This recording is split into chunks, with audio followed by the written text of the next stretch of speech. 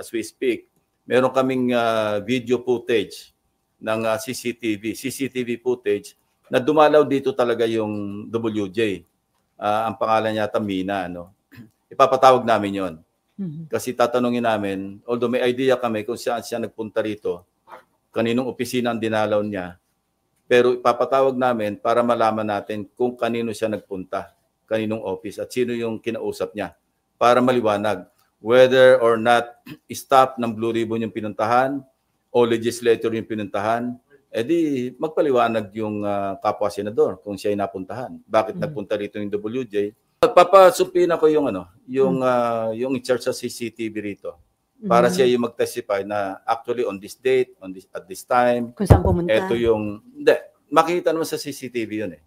Pero mas mainam na yung formally i-testify noong mismong operator ng CCTV kung saang opisina, kailangan yun eh. Kasi kung CCTV alone, hindi mo mapagsilita yun eh. Pero may initial info kayo, sir, kung kaninong office ng meron, senator? pero hindi validated eh. Kaya mas magandang tingnan na muna. Sir, will you be inviting Sinasecure ko na yung footage. It's a good thing that it happened last August 19. Kasi ang lifespan ng footage, isang buwan eh. Yes.